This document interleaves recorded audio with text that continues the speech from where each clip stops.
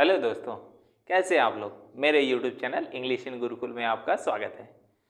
तो पिछले क्लास के मैंने बताया था उसका इंट्रोडक्शन, और इंट्रोडक्शन में मैंने बताया था कि कैसे हम पैसिव वॉइस में चेंज करते हैं। रूल तो मैंने नहीं बताया था, मैंने बताया था कि ऑब्जेक्ट के बारे में, कैसे हम ऑब्जेक्ट को पहचानते हैं। ऑब्जेक्ट को पहचानना हम लोग जान गए थे, और किस टाइप का वर्ब का पैसिव वॉइस बनता है, किस टाइप के वर्ब का पैसिव वॉइस नहीं बनता है, इसके बारे में भी हम लोगों ने पिछले वीडियो में जान लिया था। तो अगर जिन्होंने पहली बार मेरे चैनल पर विजिट किया है और वो पहला वीडियो ये देख रहे हैं, तो इसके पहले जाएं, वॉइस का पहले वीडियो देखें, पहले पार्ट वाला, फिर उसके बाद यहाँ पर आए, बाकी पीछे का दोनों वीडियो देख लेंगे, तब यहाँ पर आएंगे तो ये ज़्यादा समझ में आएगा। तो आज हम चलेंगे पैसिव वॉइस का रूल। एक्टिव से पैसिव बनाते हैं तो क्या क्या रूल्स होते हैं, क्या क्या चेंजेस होते हैं उसमें, तो ये चीज़ें आज हम लोग देखेंगे। तो जब हम एक्टिव से पैसिव बनाते हैं तो उसके सेंस में कोई भी परिवर्तन नहीं होता है। सबसे पहला पॉइंट हमारा ये है, उसके सेंस यानी उसके मीनिंग या अर्थ में उसके कोई भी परिवर्तन नहीं होता है।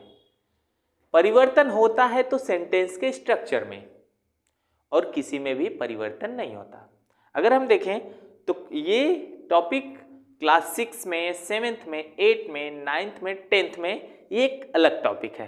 लेकिन अगर क्लास 11th और क्लास 12th की बात करें तो ये एक ट्रांसफॉर्मेशन का टॉपिक है। ये ट्रांसफॉर्मेशन में एक टॉपिक आता है। लेकिन बाकी जो नीचे की क्लास है, लोअर क्लासेस हैं, 6 to 10, कक्षा 6 से लेकर कक्षा 10 तक, इसमें एक अलग ही टॉपिक है वॉइस का।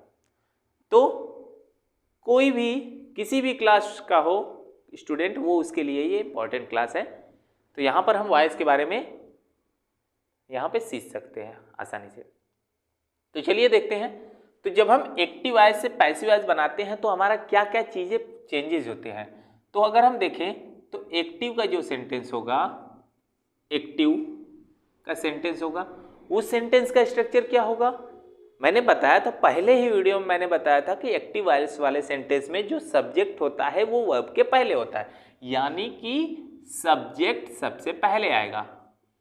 फिर उसके बाद क्या आएगा, वर्ब। वर्ब आता है। अब वर्ब की बातें करें तो वर्ब में हेल्पिंग वर्ब भी, मेन वर्ब भी। हेल्पिंग वर्ब को देखो ऑक्सिलरी वर्ब भी कहते हैं, और मेन वर्ब को प्रिंसिपल वर्ब भी कहते हैं। ठीक है, तो यहाँ पर दोनों वर्ब इसमें आ सकते हैं, कोई प्रॉब्लम नहीं है। यहाँ पर ये वर्ब डिनोट करता है टेंस को, टेंस के बारे में बताता है। फिर इसके बाद आएगा ऑब्जेक्ट, ऑब्जेक्ट आएगा। अब बातें करें, क्या और चीज भी आ सकते हैं, और भी सारी चीजें आ सकते हैं, कोई दिक्कत नहीं है। लेकिन हमको क्या है, हमको और चीज़ों से मतलब ही नहीं है, हमको केवल इन्हीं तीनों से मतलब है एक्टिव से पैसिव बनाने में। तो देखते हैं जब हम पैसिव चेंज करेंगे इसको तो क्या चीज़ें होती हैं, इसके बारे में थोड़ा सा मैंने कल बता दिया था। मैंने ये बताया था कि ये ऑब्जेक्ट आएगा किसके प्लेस पे, सब्जेक्ट के प्लेस पे, और ये सब्जेक्ट जाएगा किसके प्लेस पे, ऑब्जेक्ट के प्लेस पर। तो एक कंडीशन, पहले कुछ लोगों का ये मानना है, कुछ लोग ऐसा कहते हैं कि ऑब्जेक्ट को सब्जेक्ट बना देते हैं, सब्जेक्ट को ऑब्जेक्ट बना देते हैं। ये गलत बात है। सब्जेक्ट को ऑब्जेक्ट, ऑब्जेक्ट को सब्जेक्ट नहीं बनाते हैं। हाँ, ऐसा करते हैं, सब्जेक्ट को ऑब्जेक्टिव केस में और ऑब्जेक्ट को सब्जेक्टिव केस में लिखते हैं, न कि सब्जेक्ट को ऑब्जेक्ट बना देते हैं, ऑब्जेक्ट को सब्जेक्ट बना देते हैं। अगर ये इसको हम सब्जेक्ट बना के पहले लिख दे तो ये तो सब्जेक्ट अगर हो गया तो ये तो एक्टिव की तरह काम करने लगेगा ना, क्योंकि पैसिव में सब्जेक्ट तो वर्ब के बाद आता है, लेकिन यहाँ पर ये सब्जेक्ट आने लगा तो ये तो पैसिव का हुआ ही नहीं। तो इसलिए कभी भी हम ये नहीं कह सकते हैं कि ऑब्जेक्ट को सब्जेक्ट बना देते हैं, लेकिन सब्जेक्टिव केस में हम लिखते हैं। देखो बहुत छोटा सा बात है, इसको समझना। ठीक है, तो ये ऑब्जेक्ट को हम लिखते हैं किसके जगह पर, सब्जेक्ट की जगह पर ऑब्जेक्ट को। लेकिन अगर केस की बात करें तो इसका केस हो जाता है सब्जेक्टिव केस। ठीक, ये बातें हो गई।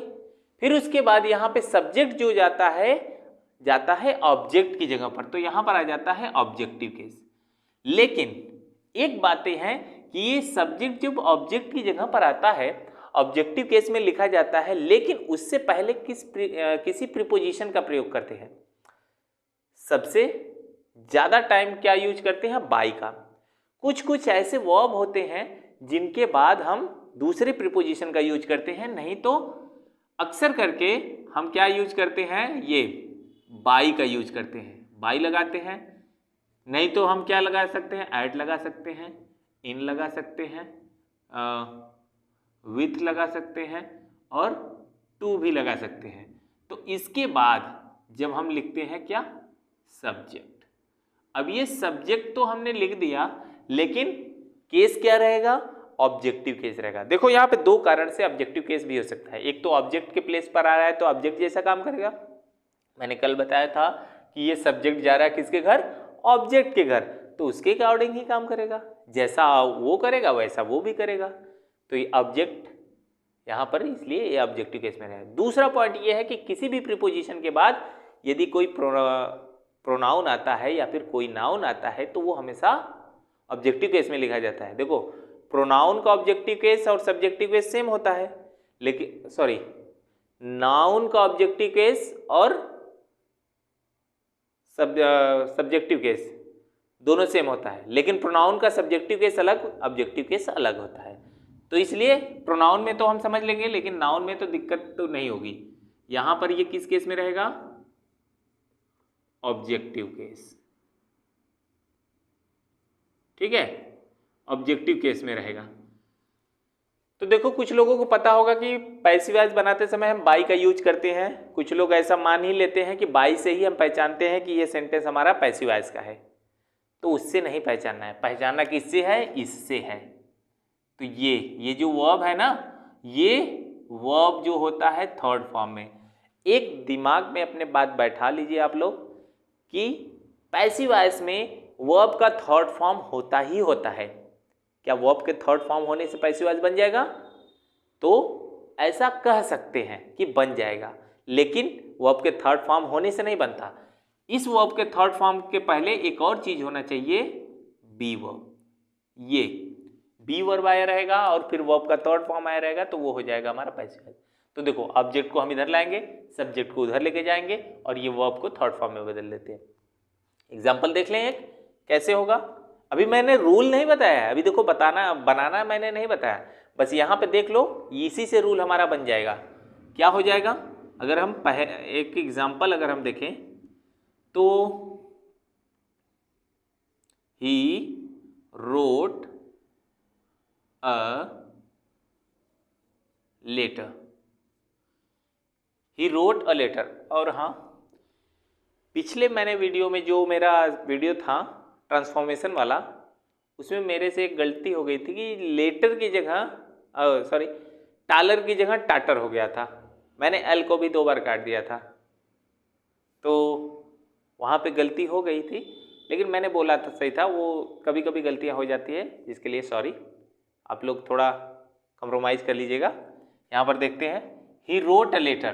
तो जब हम करेंगे तो मैंने बताया था ऑब्जेक्ट कैसे पहचानेंगे, मेन वर्ब के तुरंत बाद जो होता है वही ऑब्जेक्ट होता है, लेकिन हम एडजेक्टिव और आर्टिकल को छोड़ देते हैं ना। तो ये है हमारा मेन वर्ब, इसके तुरंत बाद ये क्या आया है, अ लेटर। ये है हमारा क्या, ऑब्जेक्ट। हम क्या करेंगे, इसको लिखेंगे इधर, तो यहां पर हो जाएगा अ लेटर। तो ध्यान देना, ये एक नाउन है तो इसका सब्जेक्टिव केस सेम होता है, तो इसमें नहीं दिक्कत होगा। फिर इसके बाद क्या लिखेंगे, बी प्लस वर्ब का थर्ड फॉर्म। अब देखो बी प्लस वर्ब का थर्ड फॉर्म हम कैसे लिखते हैं वो मैं आगे बताऊंगा, लेकिन अब यहाँ पे टेंस के अकॉर्डिंग होता है ना। ये पास्ट इंडेफिनिट है, तो पास्ट इंडेफिनिट में पैसिव वॉइस का हेल्पिंग वर्ब अलग होता है, वो होता है वॉज या फिर वर। अब अ लेटर है तो क्या लिखिएगा, was. A letter was written, हमेशा वर्ब का थर्ड फॉर्म रहेगा, रिटेन। अब देखो ये जो ही है, अब लिखेंगे यहाँ पर, क्योंकि वर्ब के बाद हमको ऑब्जेक्ट लिखना होता है, तो लिख देते हैं। अब बाई लगाएंगे, बाई लग जाएगा। अब इसका क्या लिखेंगे, ऑब्जेक्टिव केस। अब ये प्रोनाउन है ना, अब इसका लिखेंगे ऑब्जेक्टिव केस, तो क्या हो जाएगा, हिम। तो ये हो गया, a letter was written by him, he wrote a letter. तो ये दोनों सेंटेंस का सेंस सेम है, बस स्ट्रक्चर अलग अलग है, ठीक है। तो यहां से अब रूल निकलेगा कितने रूल निकले? पहला रूल अगर हम कहें एक्टिव से पैसिव बनाने का रूल, तो ये हो जाएगा पहला, सब्जेक्ट को ऑब्जेक्ट के स्थान पर ऑब्जेक्टिव केस में लिखते हैं, पहला पॉइंट। दूसरा पॉइंट, ऑब्जेक्ट को सब्जेक्ट के स्थान पर सब्जेक्टिव केस में लिखते हैं। वर्ब को टेंस के अनुसार बी वर्ब लगाकर थर्ड फॉर्म में बदल देते हैं। बस इतना ऐसा ही स्ट्रक्चर है और कोई भी रूल्स इसमें नहीं है।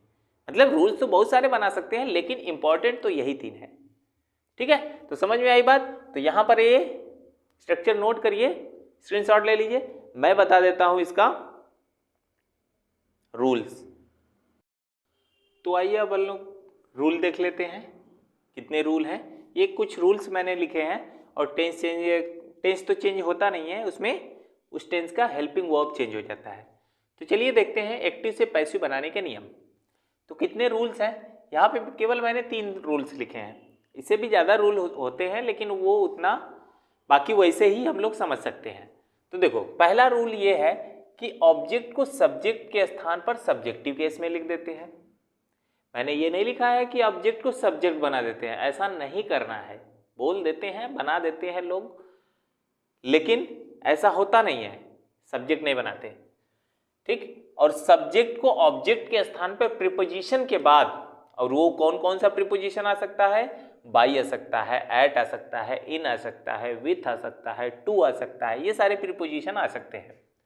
ठीक है, वैसे यूजुअली तो देखें बाई का ही यूज होता है, लेकिन कुछ ऐसे कंडीशंस आएंगे, कंडीशन होंगे, और कुछ वर्ब ऐसे आएंगे जिनके बाद हम इन्हीं प्रीपोजिशन का यूज करेंगे और किसी भी प्रीपोजिशन का यूज नहीं करेंगे। तो वो मैं आगे बताऊंगा। के बाद ऑब्जेक्टिव केस में ही लिखते हैं, क्योंकि देखो एक तो ऑब्जेक्ट की जगह पे लिख रहे हैं इसलिए हम वहां पर क्या करेंगे? ऑब्जेक्टिव केस में रखेंगे। और एक तो प्रीपोजिशन के बाद तो लिख रहे हैं, प्रीपोजिशन के बाद प्रोनाउन हमेशा ऑब्जेक्टिव केस में रहता है। उसके बाद तीसरा पॉइंट ये है कि वर्ब को टेंस के अकॉर्डिंग बदल देते हैं। अब टेंस क्या रहेगा? ये इतने टेंस, सबसे पहली बात टेंस के अकॉर्डिंग बदल देते हैं। तो यहां पर ये टेंस होता है वो 8 होते हैं, 8 टेंस का पैसिव वॉइस बदलता है। टोटल 12 टेंसेस होते हैं और उनमें से केवल 8 ही टेंस ऐसे हैं जिनका पैसिव वॉइस में बनाया जाता है। ठीक है, वो 8 टेंस ये है: present indefinite, present continuous, present perfect, past indefinite, past continuous, past perfect, future indefinite और फ्यूचर परफेक्ट। तो यहां पर अगर देखें तो यहां पे कॉन्टिन्यूअस छूट रहा है इसका, प्रेजेंट का परफेक्ट कॉन्टिन्यूअस जिसमें बीन हेल्पिंग वर्ब आता है, और इसमें पास्ट का भी परफेक्ट कॉन्टिन्यूअस छूट रहा है। और फ्यूचर का बात करें तो फ्यूचर कॉन्टिन्यूअस और फ्यूचर परफेक्ट कॉन्टिन्यूअस का नहीं बनता। ठीक है, तो यहां पर हम देखेंगे तो यहां पर हेल्पिंग वर्ब देखो इसका क्या, जब हम एक्टिव में ये टेंस रहेंगे, ये टेंसेज अगर रहेंगे तो पैसिव वॉइस बनाते समय हम क्या करेंगे कि वहां पर इज, एम, आर का यूज करेंगे। पैसिव वॉइस बनाएंगे तो हम इज, एम, आर का यूज करेंगे जब प्रेजेंट इंडेफिनिट टेंस में कोई भी सेंटेंस रहेगा तो। ठीक है, तो हम पैसिव वॉइस बनाते समय हम इज, एम, आर का यूज करेंगे। फिर उसके बाद वर्ब का थर्ड फॉर्म, ये तो देखो सब में है, वर्ब का third form, third form, third form, सब में थर्ड फॉर्म आता है। पैसिव वॉइस मतलब बी प्लस वर्ब का थर्ड फॉर्म। एक बात ध्यान देना, बी वर्ब मैंने बताया कि जो बी वर्ब होता है ये कौन कौन सा, ये बी वर्ब की जगह पे कौन कौन सा आता है। मैंने पहले ही वीडियो में मैंने ये बात बताया था कि इस बी वर्ब की जगह पे कौन कौन आएगा, इज, एम, आर, वॉज, वर। देखो ये तो 5 होंगे ही, इनके अलावा 3 और होंगे। कौन कौन? एक तो बी खुद हो जाएगा, बी, बीइंग और बीन, ये इतने हो जाएंगे। अगर इतने के बाद, इन सब के बाद अगर वर्ब का थर्ड फॉर्म आया हुआ है तो वो हमारा क्या होगा? पैसिव वॉइस का सेंटेंस होगा। तो जरा देख लेते हैं, यहाँ पर इज, एम, आर, यहाँ पे देखो आर के बाद वर्ब का थर्ड फॉर्म, यहाँ पर देखो बीइंग के बाद वर्ब का थर्ड फॉर्म बीइंग आया है, उसके बाद वो थर्ड फॉर्म, यहाँ पर बीन के बाद थर्ड फॉर्म ये बीन है, यहाँ फिर देखो वर के बाद वाज, वर के बाद यहाँ पर थर्ड फॉर्म, बीइंग के बाद थर्ड फॉर्म, ऐसे हो गया। तो ये सारी चीजें देखो याद करनी पड़ेंगी। ठीक, याद करनी पड़ेंगी, या फिर हम क्या कर सकते हैं, बेसिक रूल से हम इसको समझ सकते हैं याद करने के अलावा। हम इसको अगर समझ लें तो एकदम आसानी से हम लोग कर सकते हैं। तो ये हो जाएगा। अगर हम देखें फ्यूचर में, तो फ्यूचर इंडेफिनिट में क्या होता है, विल शैल हेल्पिंग वर्ब होता है, अब उसमें क्या लग जाएगा, बी लग जाएगा। अब विल शैल एक मॉडल वर्ब है, तो अगला रूल हम देखेंगे कि मॉडल वर्ब अगर आया हो तो हम क्या करेंगे, बी लगा देंगे। ठीक है, ये क्यों बी लगता है, हैव के बाद देखो बीन लगा है, इज एम आर के बाद बीइंग लग गया है। ठीक है, तो यहाँ पे भी देखो बीन लगा है, यहाँ पर बीइंग वाज वर के बाद। तो ये बातें क्यों होती हैं, कैसे होती हैं, तो जरा सा हम लोग देख लेते हैं इसके बाद। तो उसके पहले आप लोग इसका स्क्रीनशॉट ले लो। तो देख लेते हैं आगे के रूल्स। हाँ, आगे का रूल्स मतलब मॉडल वर्ब मैंने छूट गया था, लेकिन उससे पहले ये ध्यान दीजिए, ये वाली बात भी मुझे पॉइंट में ही लिखानी चाहिए थे, लेकिन छूट गया था, तो यहाँ पे मैंने लिखा दिया कि पैसिव वॉइस केवल ट्रांजिटिव वर्ब का ही बनता है। तो ये बातें मैंने पिछले वीडियो में, जो कल का वीडियो था, उसमें मैंने बताया था कि पैसिव वॉइस बनाने के लिए उन्हीं वर्ब का यूज होता है जो ट्रांजिटिव वर्ब होते हैं। और ट्रांजिटिव वर्ब होते क्या है, जिस मेन वर्ब्स के ऑब्जेक्ट होते हैं, जिस भी मेन वर्ब का ऑब्जेक्ट होता है वो वर्ब क्या होता है, ट्रांजिटिव वर्ब कहलाता है। और जितने भी ट्रांजिटिव वर्ब होते हैं उन्हीं का हमारे पास आता है सेंटेंस ऑब्जेक्ट बनाने के लिए। ठीक है, तो उसके पहले अब ये सारी चीजें हो गई, तो अब उसके बाद देख लेते हैं एक्टिव वॉइस और पैसिव वॉइस में यहाँ पर मॉडल वर्ब का। मॉडल वर्ब अगर आ जाता है किसी भी सेंटेंस में तो हम उसका पैसिव वॉइस बनाते समय बाकी सब्जेक्ट ऑब्जेक्ट को तो जैसे इधर उधर करते हैं वैसे करेंगे। पैसिव वॉइस में जब मॉडल वर्ब आ जाता है तो उस मॉडल वर्ब के बाद हम बी वर्ब का यूज करते हैं, और बी वर्ब के बाद हमेशा थर्ड फॉर्म का यूज होता है। यही तो पैसिव का पहचान है। ठीक है, और यहाँ पे ये मॉडल वर्ब का टोटल नंबर कितना होता है, 13 होता है, और कुल 13 मॉडल वर्ब इतने हैं। इसमें विल भी है, शैल भी है, तो देखेंगे हम विल और शैल वाले में भी देखेंगे तो उसके बाद भी बी ही लगा था। तो इसमें से कोई भी मॉडल वर्ब आ जाए तो उसके बाद हम बी वर्ब का ही यूज करके हम वर्ब का थर्ड फॉर्म लगाएंगे। बातें समझ आ रही है? अब हम देख लेते हैं ये जो टेंसेस बदल रहे हैं, टेंस तो बदलता नहीं है। पहली बात, एक पॉइंट ये भी नोट कर लीजिएगा कि पैसिव वॉइस में चेंज करते समय कभी भी किसी टेंस का टेंस नहीं बदलता, किसी भी सेंटेंस का टेंस नहीं बदलता। और यहाँ पर ये जो बदलते हैं वर्ब, ये जो वर्ब बदलते हैं वो क्यों बदलते हैं और कैसे बदलते हैं, जरा सा उसको जानने के लिए, ये तो मॉडल वर्ब हो गया। प्राइमरी वर्ब के बारे में जानते हैं। तो प्राइमरी वर्ब की अगर हम बातें करें तो प्राइमरी वर्ब, अगर प्राइमरी वर्ब हम देखें तो प्राइमरी वर्ब कुल होते हैं 11, ठीक, और मॉडल वर्ब कुल होते हैं 13, और इन दोनों को ऐड किया जाए तो कुल कितना आएगा, टोटल संख्या आ जाएगी हमारे पास 24। तो 24 हेल्पिंग वर्ब होते हैं कुल टोटल। तो प्राइमरी वर्ब की बातें करें तो इसमें कौन कौन आता है, एक आता है, अच्छा बी वर्ब नहीं, पहले आता है डू वर्ब, डू वर्ब, फिर आता है बी वर्ब, ठीक, फिर आता है हैव वर्ब। अब यहां पे ध्यान देना,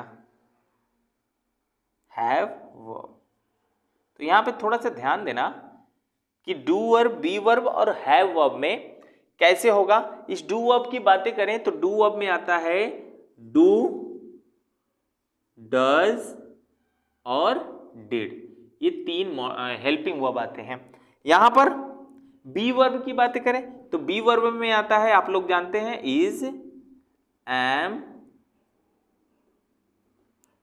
आर,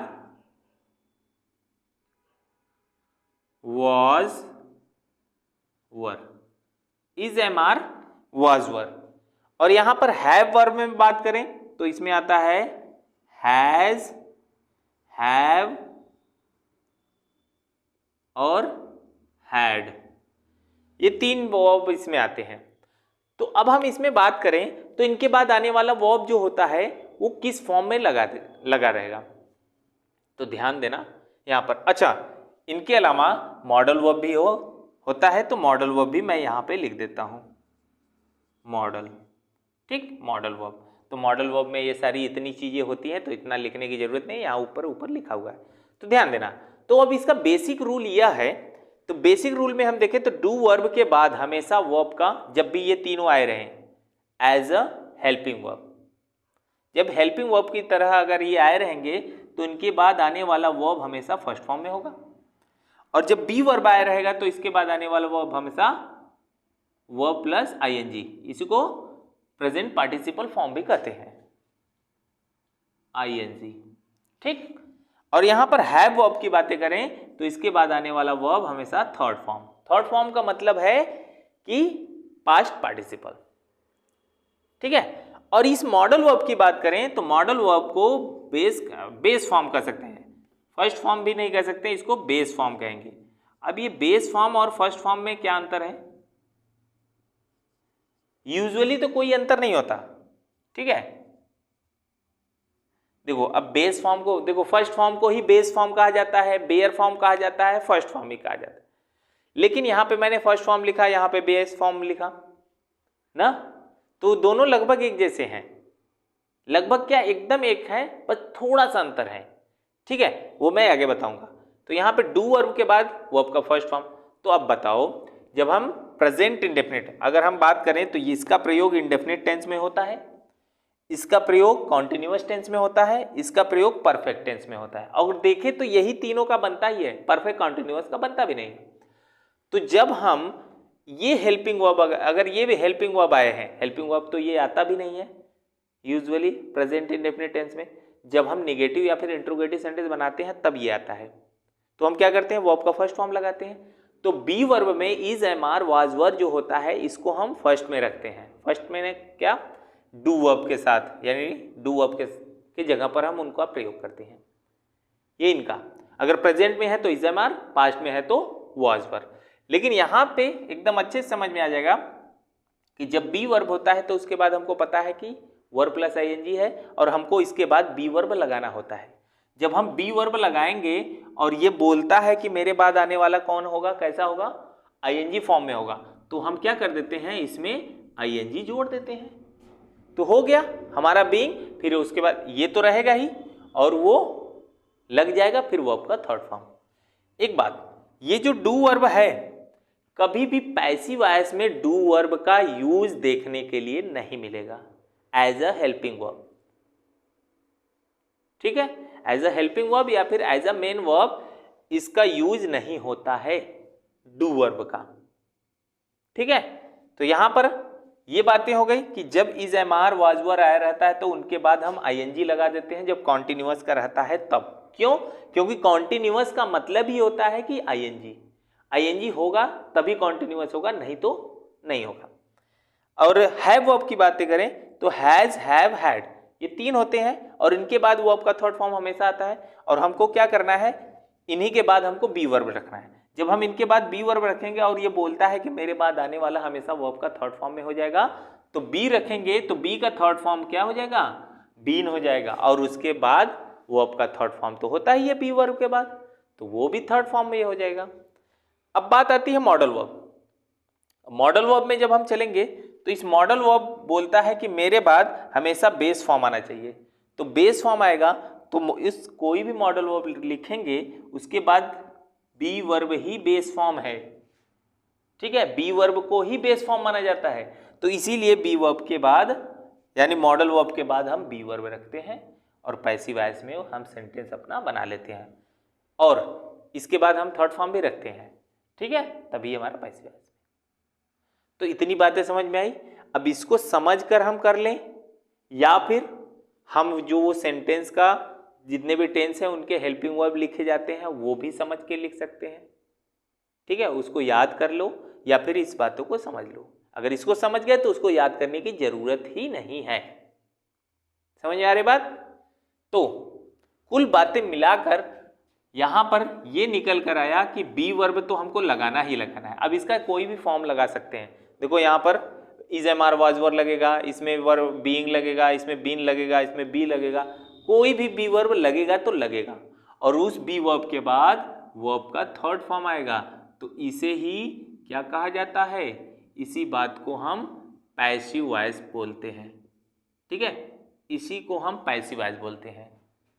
जब बी के बाद वर्ब का थर्ड फॉर्म आया हो, बाई लगा रहे चाहे न लगा रहे, वो पैसिव वॉइस में सेंटेंस होता है। ठीक, आइए अब हम लोग कुछ क्वेश्चंस कर लेते हैं। ये तो हो गए रूल्स, कुछ क्वेश्चंस भी देख लेते हैं। तो यहां पर क्या है, he has completed his work. तो यहाँ पे जब हम बनाएंगे इसका पैसिव वॉइस तो हमको सबसे पहले क्या करना है, ऑब्जेक्ट को लाना है सब्जेक्ट के प्लेस पे। तो यहाँ पर क्या हो जाएगा, कंप्लीटेड हमारा मेन वर्ब है, मेन वर्ब के तुरंत बाद आने वाला जो नाउन या फिर प्रोनाउन होता है वही हमारा क्या होता है, ऑब्जेक्ट होता है। तो हिज वर्क उसका क्या है, यही ऑब्जेक्ट है। या फिर हम क्या से भी पहचान सकते हैं, he has completed his work, वह अपना काम कर चुका है। क्या कर चुका है, अपना काम। मिल गया आंसर। तो क्या करेंगे, इसको लाएंगे।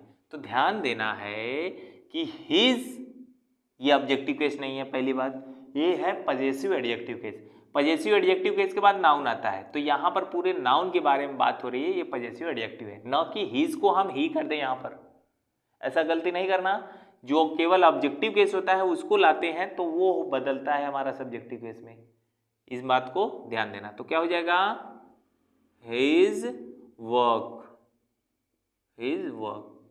अब उसके बाद टेंस के बारे में बात करें तो टेंस के बारे में यहाँ पर है, अच्छा इसको ऐसे भी समझ सकते हैं, दो ऐसे इकलौते टेंस है जिनमें हेल्पिंग वर्ब नहीं यूज होता, वो है एक प्रेजेंट इंडेफिनिट और एक पास्ट इंडेफिनिट।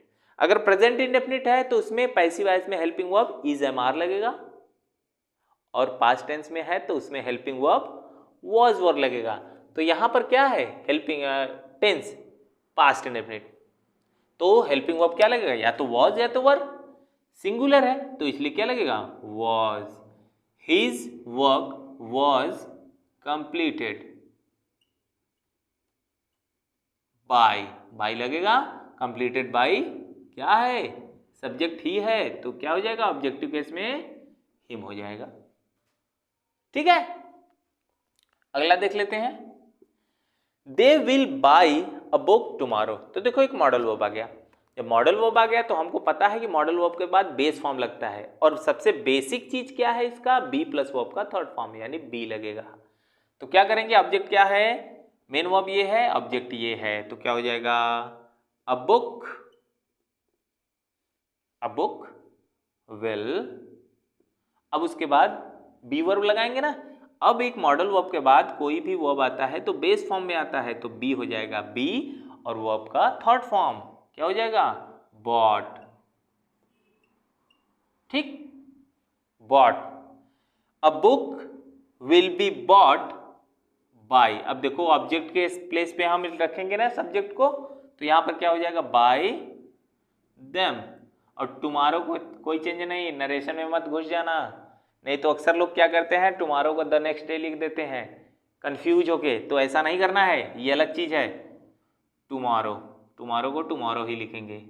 ठीक है, और हाँ कुछ लोगों का ये क्वेश्चन होगा कि क्या हम बाय देम को बाद में नहीं लिख सकते हैं, अक्सर करके बाद में ही लिखा जाता है, तो लिख सकते हैं, लेकिन अगर बेसिक रूल देखें तो रूल बताता है कि सब्जेक्ट को ऑब्जेक्ट के प्लेस पे और ऑब्जेक्ट को सब्जेक्ट के प्लेस पे, और ऑब्जेक्ट का प्लेस कहाँ होता है, मेन वर्ब के तुरंत बाद, वही तो होता है ऑब्जेक्ट का प्लेस, तो वहां पर हम रख सकते हैं। तो यहां पे करना ज्यादा बेटर है, और हम लास्ट में करें जैसे ऐसे कर दें, अ book will be bot tomorrow bye them, तो ऐसा भी सेंटेंस हमारा गलत नहीं है, लेकिन उससे भी ज्यादा सही ये है। ठीक है, तो इस तरीके से करना। आगे देख लेते हैं, Mukesh was playing chess in his room, तो हो जाएगा क्या यहाँ पर, अच्छा सॉरी, यहाँ पर ऑब्जेक्ट को लाएंगे ना पहले, तो मेन वर्ब ये है, ऑब्जेक्ट ये है, तो यहाँ पर लाएंगे ये इधर आ जाएगा, तो क्या हो जाएगा, चेस ना। अब चेस के अकॉर्डिंग अब बताओ, वो कॉन्टिन्यूअस में है, कॉन्टिन्यूअस में जब है तो जो हेल्पिंग वर्ब आया है, अगर जो हेल्पिंग वर्ब आया रहता है उस हेल्पिंग वर्ब को हटाते नहीं, अब जो ऑब्जेक्ट हम लाते हैं सब्जेक्ट के प्लेस पे उसके अकॉर्डिंग हम लगा देते हैं। तो अब बताओ, चेस के अकॉर्डिंग हमारा लगेगा वॉज, और ये कॉन्टिन्यूअस में है तो बीइंग लगेगा, क्योंकि आईएनजी हमारे पास चाहिए, कॉन्टिन्यूअस है तो वो आईएनजी होना चाहिए। ठीक है, तो इसलिए हो जाएगा क्या, बी का क्या बन जाएगा, बीइंग, प्लेइंग का प्लेड। ठीक, फिर वही बात, इन हिज रूम लिख के तब बाय मुकेश करें, या फिर बाय मुकेश लिख के इन हिज रूम करें, तो ऑब्जेक्ट के प्लेस पर सब्जेक्ट जाएगा, तो यहां पर बाय मुकेश ही रहेगा, by Mukesh in his room. यहाँ पर एक चीज़ और है कि अगर हम इसको इधर लिखें तो ये प्रोनाउन हम पहले यूज कर देंगे, नाउन को बाद में यूज करेंगे, तो यहाँ से ये गड़बड़ हो सकता है। ठीक, तो ऐसा ही करना हमारा सही होगा। तो ये बातें हो गई हमारा वॉइस का। जो भी रूल, अभी बेसिक रूल है, अभी असर्टिव सेंटेंस के रूल है, अभी कुछ स्पेशल रूल हैं, उन सबको बताना है।